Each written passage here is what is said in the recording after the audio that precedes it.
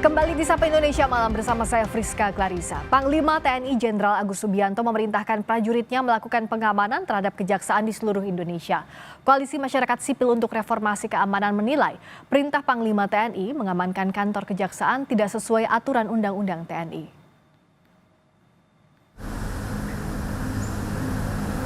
Panglima TNI Jenderal Agus Subianto memerintahkan prajuritnya melakukan pengamanan terhadap kejaksaan di seluruh Indonesia. Perintah itu tertuang dalam telegram Panglima TNI yang terbit 5 Mei lalu. Panglima memerintahkan pengerahan personel dan alat perlengkapan untuk mendukung pengamanan Kejaksaan Tinggi dan Kejaksaan Negeri di seluruh Indonesia. Kepala Dinas Penerangan TNI Angkatan Darat, Brigjen TNI Wahyu Yudana menyebut perintah Panglima TNI tersebut merupakan bagian kerjasama rutin TNI dan Kejaksaan.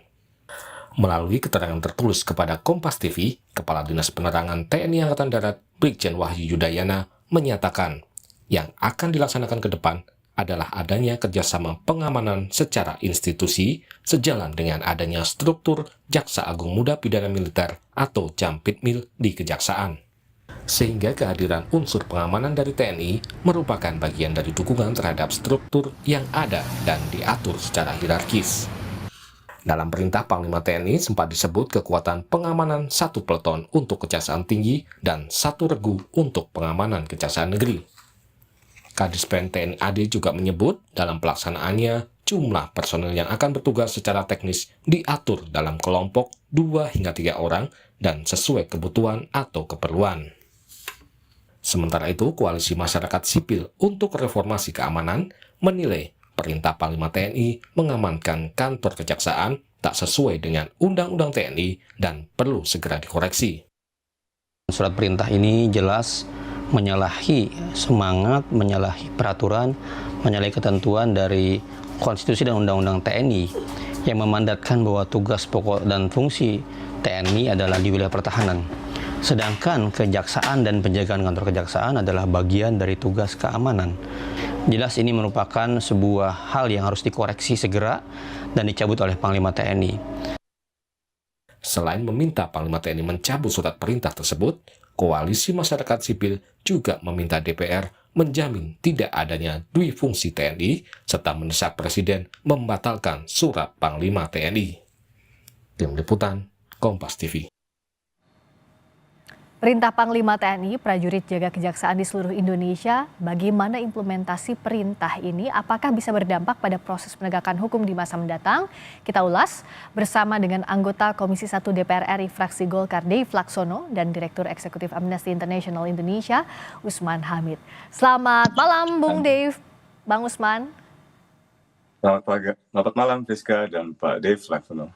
Selamat malam, saya ke Bung Usman dulu. Sebenarnya apa kekhawatiran Koalisi Masyarakat Sipil soal TNI yang berjaga di kejaksaan? Apa sih sebenarnya yang bisa jadi dampak yang tidak diinginkan?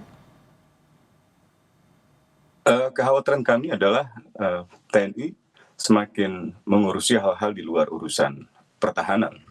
Urusan pertahanan adalah tugas pokok dan fungsi dari TNI. Urusan lainnya, misalnya pengamanan katakanlah kantor Kejaksaan Agung dan lain-lain sebagainya, itu bukan urusan TNI. Gitu. Jadi kami khawatir bahwa justru pengerahan personel untuk pengamanan gedung Kejaksaan Tinggi, Kejaksaan Negeri dan juga Kejaksaan Agung akan memberi kesan bahwa proses hukum di Indonesia, khususnya lembaga penegak hukum di Indonesia, itu tidak lagi independen. Gitu. Jadi ada kesan bahwa TNI membayang-bayangi lembaga-lembaga penegak hukum, dan ini justru menorehkan citra yang negatif kepada TNI. Apalagi kalau kita bicara di dalam konteks masyarakat internasional, dunia tentu akan bertanya-tanya, mengapa sampai kejaksaan, lembaga sipil Indonesia, sampai harus dijaga oleh personil militer.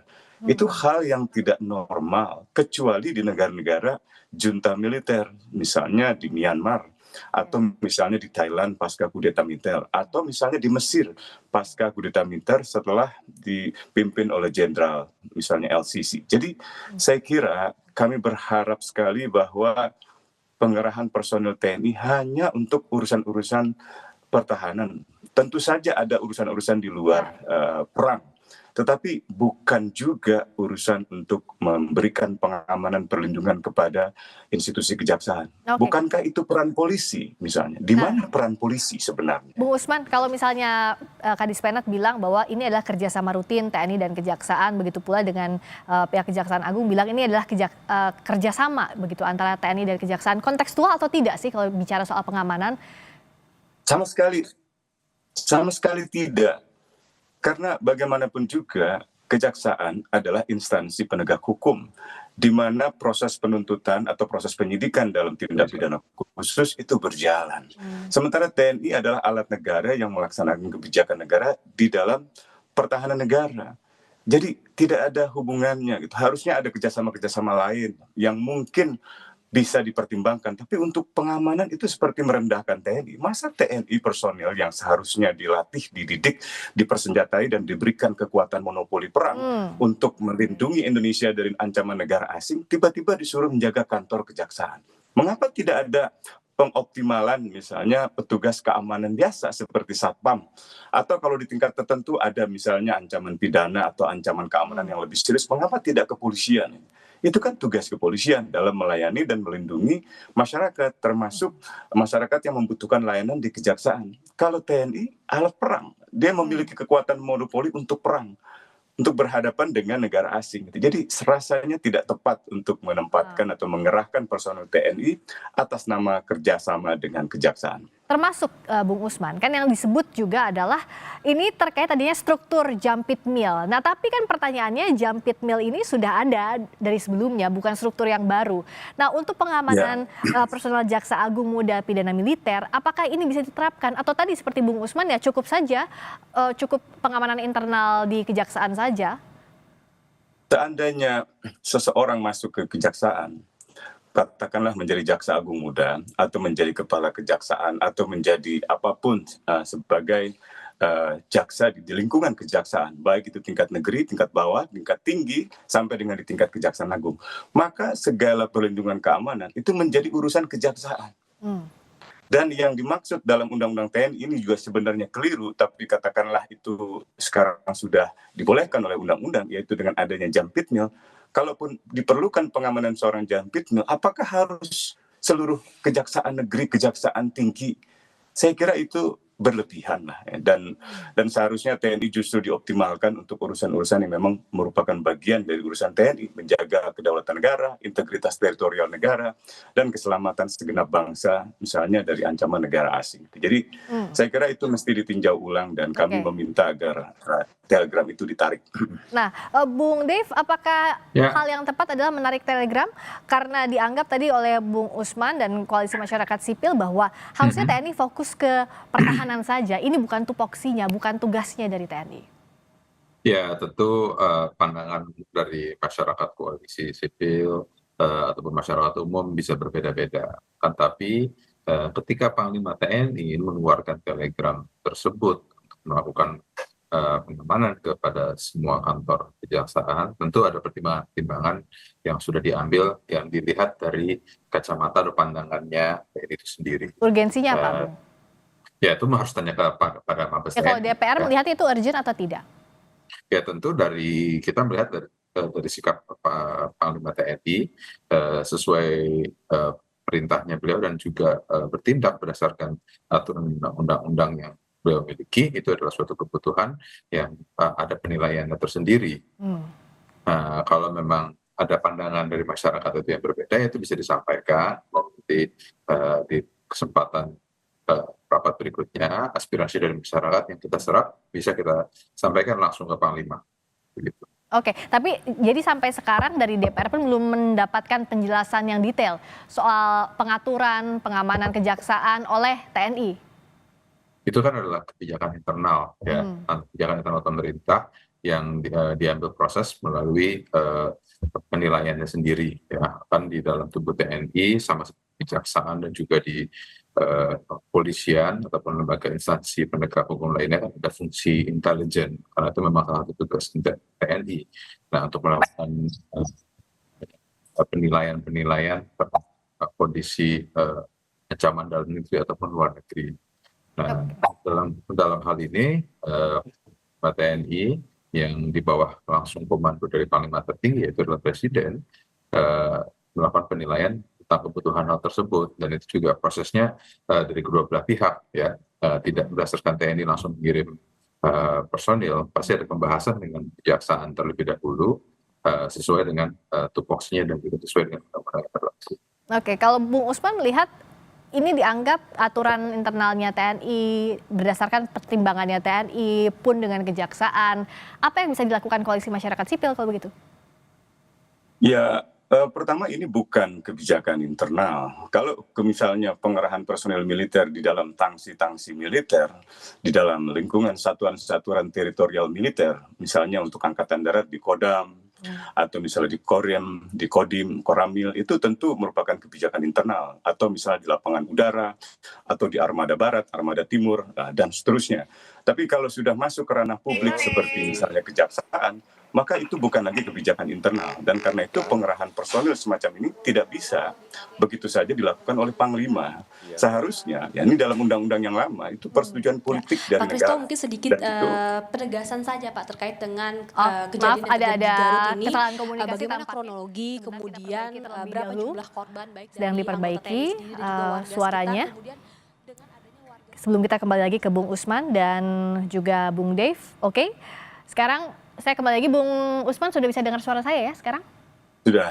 Oke, siap. Silakan dilanjutkan, Mas. Ya, jadi tadi saya katakan ini tidak bisa dilihat sebagai kebijakan internal karena bukan pengerahan personil di lingkungan satuan-satuan teritorial militer, Ya, bukan di Kodam, Korem, Kodim dan Koramil seterusnya, dan bukan juga di Lanut, lapangan udara atau di Armabar, Armatim di dalam Ya. lingkungan militer. Ini pengerahan personil ke lingkungan publik di dalam institusi publik, institusi umum seperti kejaksaan yang melayani masyarakat dalam konteks misalnya pengaduan atau pelaporan tentang kasus pelanggaran HAM berat atau kasus-kasus misalnya tindak pidana khusus lainnya seperti korupsi. Jadi itu tidak tepat sama sekali. Gitu. Ya. Dan yang kedua adalah mekanisme pengerahan personilnya. Dalam Undang-Undang TNI yang lama, setiap mekanisme pengerahan personil TNI harus merupakan keputusan politik negara. Artinya ada keputusan pemerintah yang disetujui oleh DPR, misalnya dalam bentuk undang-undang. Tetapi dalam undang-undang yang baru memang dimungkinkan lewat peraturan pemerintah, tapi itu tetap akan memerlukan misalnya ketersediaan anggaran, masa waktu operasi atau masa waktu pengerahan personil. Dan itu seharusnya dikonsultasikan kepada DPR. Dengan demikian, maka setiap pengerahan personil TNI berada dalam kontrol sipil, berada dalam kontrol Ya. misalnya pemerintah dan DPR. Itu yang sebenarnya kami harapkan. Dan kami berharap dalam sidang DPR berikutnya, Komisi 1 bisa menanyakan apa urgensinya, apa signifikansinya dari pengerahan personal tersebut. Kalau memang untuk pengamanan Jampitmil, mengapa begitu banyak? Mengapa harus sampai ke Kejaksaan Tinggi? Mengapa harus sampai di seluruh lingkungan Kejaksaan Negeri? Itu artinya Ya. di seluruh kabupaten dan kota. Dan itu memperlihatkan Indonesia seperti ada dalam keadaan darurat militer. Ini yang saya kira harus dicegah. Jadi kalau kita mau mengundang kerjasama investasi asing, memastikan bahwa mereka akan mendapatkan layanan birokrasi yang baik, layanan kepastian hukum yang baik, dengan begini justru memunculkan tanda tanya, apakah Indonesia dalam keadaan normal atau dalam keadaan darurat?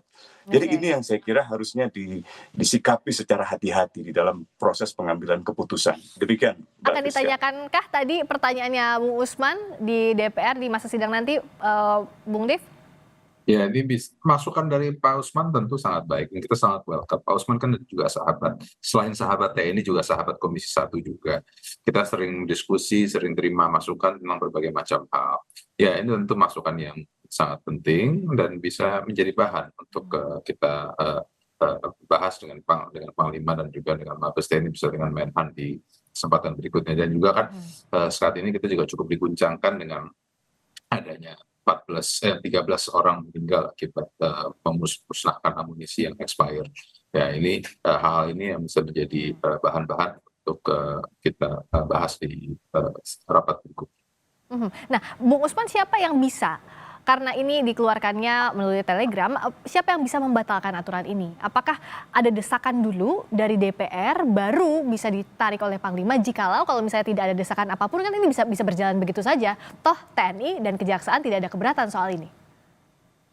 Ya, tentu Panglima adalah posisi yang paling tepat misal untuk menarik hal ini. Tapi yang kedua bisa saja Panglima berdasarkan pertimbangan dari Kementerian Pertahanan. Sebab misalnya Menteri Pertahanan dan Panglima sekarang ini dalam Undang-Undang TNI yang baru, hubungannya bersifat koordinatif, bukan bersifat hierarki. Dalam negara-negara demokrasi yang mapan, Menteri Pertahananlah yang paling berwenang untuk mengerahkan dan menarik pengerahan pasukan militer, bukan Panglimanya. Panglima hanya bersifat membina saja, mengelola atau menggunakan. Jadi the use of force itu ada di dalam Panglima, tapi the deployment of force itu ada di Menteri Pertahanan. Tapi dalam kasus Indonesia ini memang bersifat koordinatif antara Panglima dengan misalnya Menteri Pertahanan. Tapi yang paling berwenang seperti tadi Pak Dev katakan ya Panglima tertingginya Presiden. Dan setiap kali ada pengerahan personil militer oleh Presiden, sebenarnya harus mendapat persetujuan politik dari DPR. Karena itu menyangkut banyak hal, menyangkut masa berlakunya pengerahan personil, menyangkut anggaran, menyangkut keselamatan personil, menyangkut misalnya potensi-potensi penyalahgunaan yang terjadi di lapangan. Dan lagi-lagi Indonesia dalam keadaan damai, dalam keadaan tertib sipil, dalam keadaan normal, bukan dalam keadaan darurat, baik itu darurat sipil maupun darurat militer. Jadi pengerahan personil di lingkungan sipil seperti instansi kejaksaan sampai di tingkat kejaksaan negeri, dan itu artinya seluruh kota, seluruh kabupaten, itu memunculkan kesan bahwa Indonesia dalam keadaan darurat. Dan ini menciderai citra Indonesia sendiri, termasuk citra pemerintah, DPR, dan juga TNI. Kalau Bung Dev, dengan adanya rencana TNI menjaga kejaksaan di kejaksaan, apakah akan memunculkan potensi misalnya gesekan dengan penegak hukum lain, Polri misalnya, atau dengan KPK? Karena ada simbol misalnya kejaksaan itu dijaga, di backup tanda kutip oleh TNI. Apakah ada kekhawatiran ini kalau dari DPR, dari Komisi 1? Tentu kalau dari kacamata luar orang bisa menilai berbagai macam hal. Tapi keberadaan TNI di dalam ruang lingkup kejaksaan itu bukan hal yang baru, hal yang lazim. Saya pernah berapa kali ketemu dengan sejumlah pejabat kejaksaan, papasan aja sih, itu pengawalan dari POM TNI contohnya gitu ya. Dan itu berdasarkan undang-undang, berdasarkan aturan memang diizinkan. Jadi sebenarnya bukan satu hal yang aneh, tapi karena sekarang ini keluar telegram dan setiap Kejati dan Kejati dan Kejari semuanya ada pengamanan mulai dari satu fobi sampai dengan satu peleton. Nah, ya akan tapi ini juga sudah kembali sesuai dengan aturannya, dengan MOU yang dibuat, dengan juga di dalam undang-undang yang sekarang ini sudah diatur, dan landasan hukum itu sudah ada. Itu kalau kita bicara landasan hukum ya, tapi kan memang ada pandangan-pandangan lain, apakah ini lazimkah, apakah ini wajar. Nah, itu semuanya itu pandangan masyarakat, apalagi di era demokrasi, semuanya itu berhak menyampaikan pandangannya. Nah, tapi kalau dari pandangan saya pribadi itu sebenarnya bukan suatu masalah yang besar. Tapi kalau singkat saja Bung Usman, semestinya ini dikaji ulang.